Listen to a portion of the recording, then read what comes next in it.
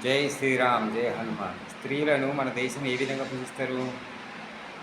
తల్లి లెక్కలు మాతృస్వరూపంగా భావిస్తారు. స్త్రీ అంటే అమ్మవారి లెక్కలు పూజిస్తారు. అదేవిధంగా మరి స్త్రీ మాత్రం ఏ విధంగా ఉండాలి అంటే అమ్మవారి యొక్క స్వరూపం లెక్కలే ఉండాలి. మహాముస్తాబయ్య అమ్మవారి లక్ష్మీదేవి లాగానే ఉండాలి. ఆ విధంగా ఉండి మరి పురుషులు ఏ విధంగా ఉండాలి? శ్రీరామచంద్రమూర్తి లెక్కలో ఉండాలి. సీతామహాలక్ష్మి లెక్కలు అమ్మవారి అమ్మలు ఉండాలి. పురుషులు శ్రీరామచంద్రమూర్తి లెక్కలు ఉండాలి. ఆ విధంగా మన సంస్కృతిని, మన ధర్మాన్ని మనం రాబోయే పిల్లలకు నేర్పాలి. మనం నేర్పితేనే కదా వాళ్ళు నేర్చుకునేటువంటి సత్వం వాళ్ళకి కలుగుతుంది.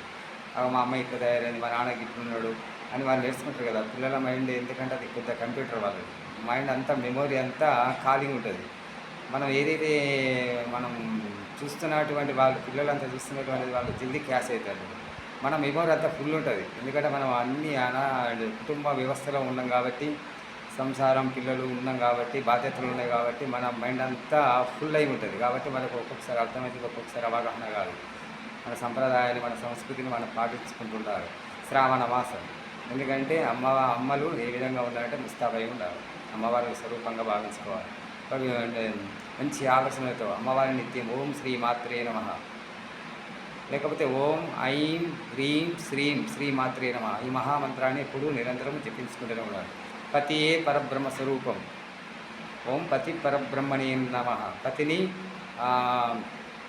దైవంగా భావించి పూజించాలి. ఈ శ్రావణ మాసమే కాకుండా ఎప్పుడైనా పూజించుకోవచ్చు. ఉదయం లేవగానే మంగళసూత్రాన్ని కళ్ళకద్దుకోవాలి. ఆ విధంగా మంచి మనస్తత్వంతో ఉండాలి. ఓర్పు కొద్ది భూమాతకు ఉన్నటువంటి ఓర్పు కొద్ది ఉండాలి. ఒక కుటుంబం డెవలప్ కావడానికి, ఒక కుటుంబం పేరు ప్రఖ్యాతలు రావడానికి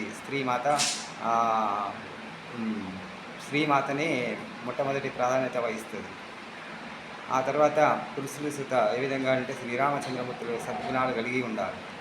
ఎందుకంటే సమాజానికి మనమే కదా ఎవరో ముందుకు వస్తారనేది కాదు, మనం ఒక్కొక్కరం తయారవుతుంటే రేపటి భవిష్యత్తులో భారతదేశం బంగారు దేశం అవుతుంది. ఈ విధంగా పూజలు పునస్కారాలు మన హిందూ ధర్మమే. మనమే ప్రపంచంలో మొట్టమొదటి గురుస్థానం ఉన్నది. మనమే ప్రపంచ దేశాలకు మార్గదర్శకం కావాలి. ప్రతి ఒక్కరు కలిసిమెలిసి ఆనందంగా జీవితాన్ని పంచుకొని జీవితాన్ని ఆనందంగా కలిసిమెలిసి ఉండాలి. ఏ విధంగా అంటే ఇప్పుడు అమ్మవార్లను కానీ భగవంతుని కానీ భగవన్నామస్మరణ, రామాయణ, మహాభారతం ఇక గ్రంథాలు చదవాలి. మనం చదువుతానే పిల్లలు చదువుతారు. ఏం చదువుతున్నాం అమ్మ అంటారు, రామాయణం చదువుతున్నాం అంటారు. ఆలోచిస్తే నేర్చుకుంటారు కదా. ఈ విధంగా నేర్చుకున్నాక మన రాబోయే భవిష్యత్తు బంగారు బాటలు వేసుకోవాలి. జై శ్రీరామ్, జై హనుమాన్.